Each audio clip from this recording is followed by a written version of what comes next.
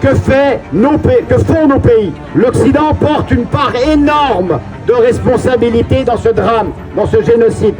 Cette responsabilité s'appelle le consentement au génocide. Ce consentement, s'il marque un effondrement moral sans précédent de l'Occident, s'il témoigne d'un racisme anti-arabe et anti-palestinien avéré et d'une conception de l'humanité à géométrie variable, s'il dévoile de plus en plus son arrogance en criminalisant la lutte de ceux qui défendent les droits des Palestiniens, mais y compris ceux qui, pacifistes, demandent un cessez-le-feu, les grands médias y concourant, ce consentement au génocide a aussi recours à l'infâme insulte d'antisémitisme pour dissimuler sa honte en clouant au pilori celles et ceux qui osent dire haut et fort l'horreur de ce génocide.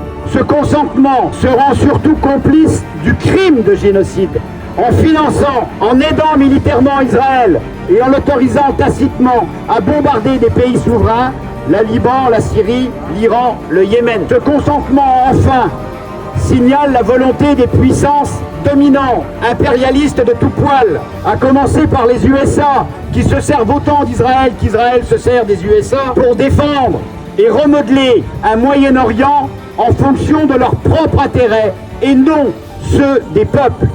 Leur propre intérêt s'appelle mainmise sur les ressources énergétiques, marché d'armes dont ils sont les premiers pourvoyeurs, et également installation de dirigeants plus ou moins corrompus, alors seules d'autres puissances que les États-Unis et Israël jouent un rôle tout à fait ambigu dans la région. La Turquie, la Russie, certains pays arabes, ils ne peuvent pas être dédouanés de leur inaction.